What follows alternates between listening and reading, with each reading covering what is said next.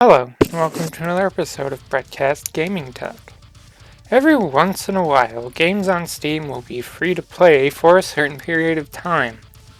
Typically, it's games I don't care about or already have. The last time I took advantage of this was when all of the Half-Life games were free to play for like an entire month, and so I was able to play Half-Life, Half-Life Blue Shift, and Half-Life Opposing Force from start to finish without having to pay for them.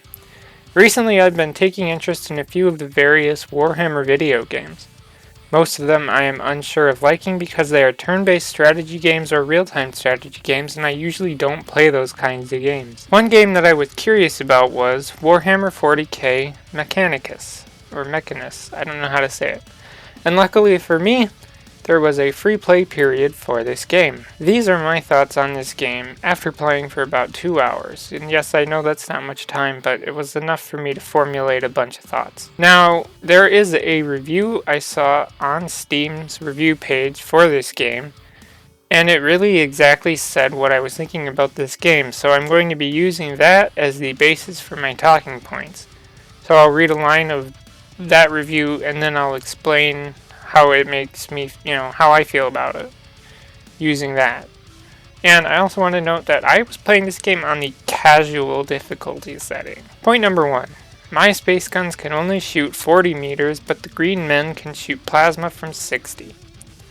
What this is talking about is the distance that the enemy has to be from my guys to be able to shoot me, versus the distance I have to be from the enemy to be able to shoot them, and I fully agree with this statement. I noticed this while playing, that I have to be like 5 or 6 squares from the enemy to be able to hit them with my guns, and at that point, I only do 1 to 2 damage per shot, which you only get 1 shot. I have to be really close to them to have a chance to do more damage, which even then it's like 2 to 3 damage, but it's a chance. It's not guaranteed I'm going to do that much damage unless I have a setting that makes it so I can always do the max amount of damage all the time. Anyway, compare that to the enemy where they can literally shoot me from across the map and they are always going to do 4 damage to my guys no matter what. It's more annoying for my guys that are not tech priests that only have 4 health and can be one-shot killed by the enemy. Point number 2. My troops cost me money to heal, but the green men can get bugs to heal them for free. Another true point I agree with, though it never costed me money, rather it costs a turn. One of my tech priests has an item that allows them to heal my guys. The 2 downsides of this item is that you basically have to be standing right next to the person you want to heal, and that it would be that turn for that tech priest. So you spent that person's turn to heal somebody else. A lot of cases it doesn't do me jack shit because that my guy will get healed and they'll, I'll heal 2 damage and they'll have, say they only have 1 health left, I heal 2 damage, now they have 3 health, and then the enemy shoots them and does their always 4 damage and kills them anyway, so I wasted that. And comparing that to the enemy where there are these bug things, I don't remember the name of that, they'll just float over to other enemy guys and just heal them for free, no problem. Point number 3. My money is used to deploy troops and upgrade units, but the green men can just spawn more.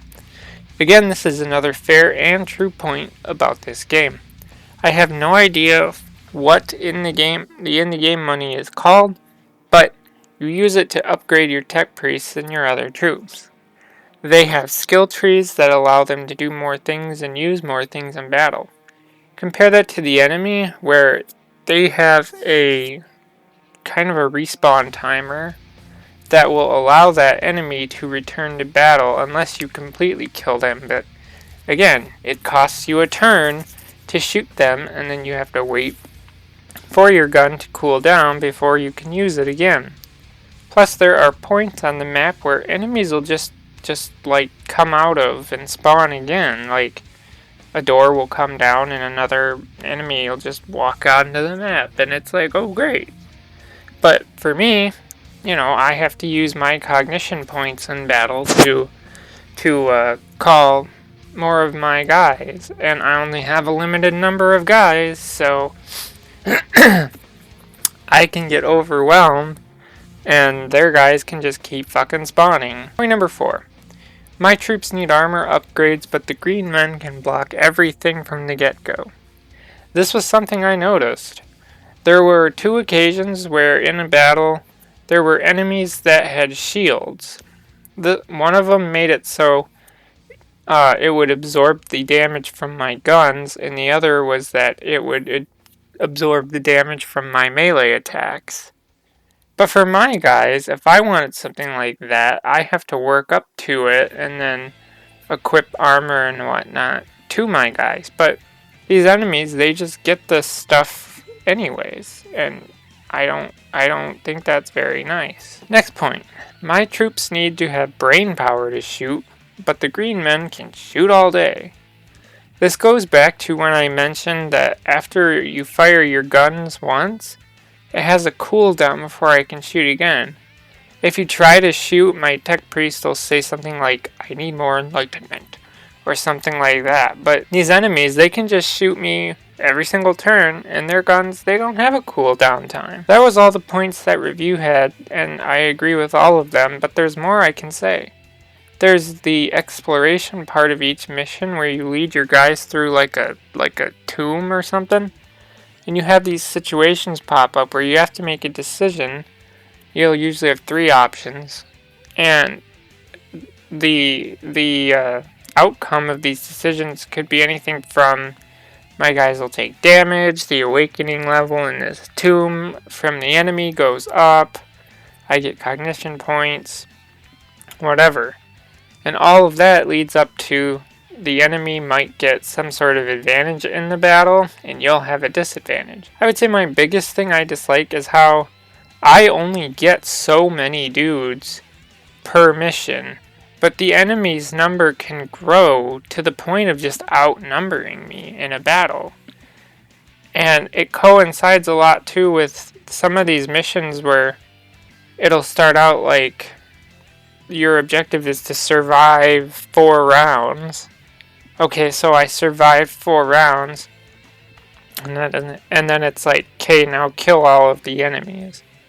And I look around and I'm like, okay, at this point I went from 5 guys, I'm down to 3. You look at the number of enemies and I'm like, yeah, there's 10 of the enemy and there's 3 of me. I'm not going to be killing all of these enemies. They're going to wipe the floor with my ass. I keep failing missions and not getting the better weapons and stuff because of the fact that the enemies always seem to be at an advantage over me, and they can just do things without it costing them any kind of resource. And that's really what I think is the biggest problem with this game. I appreciate that if you fail a mission, they don't make you try it again until you get it. Rather, you just move on to another mission, but you don't get, the good stuff if you actually pass the mission. Last thing that I thought was really dumb is this.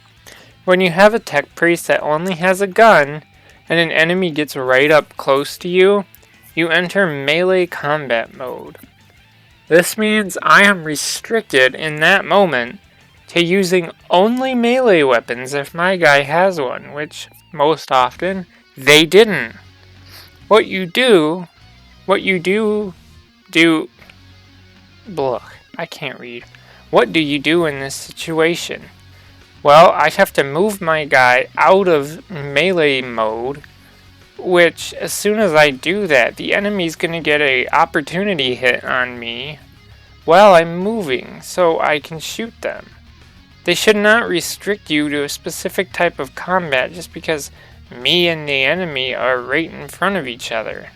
There should be like a point blank type of shot. Maybe that's something you get later, I don't know, but it seems ridiculous to have a melee combat mode where all of your ranged weapons are fucking useless. Ultimately, I find that Warhammer 40K Mechanicus, it's Mechanicus, is not balanced, it's not fair, and it's much too difficult for me. And that is why this game isn't for me. I'm glad I was able to try this game for free because I wouldn't pay $30 for it. Heck, I wouldn't even play the currently on sale price of about $10 for the standard edition of the game. The only way I could recommend this game to anyone is if you already like, play, and are well experienced with turn-based strategy games. Otherwise, I strongly urge you to stay as far away from this game as possible. I would recommend playing Warhammer 40K Inquisitor Martyr much more over this game because that game is at least fun. I couldn't even have fun playing this game. That's all I have to say, so if you added the conversation, leave a comment below. As always, thanks for listening, and goodbye.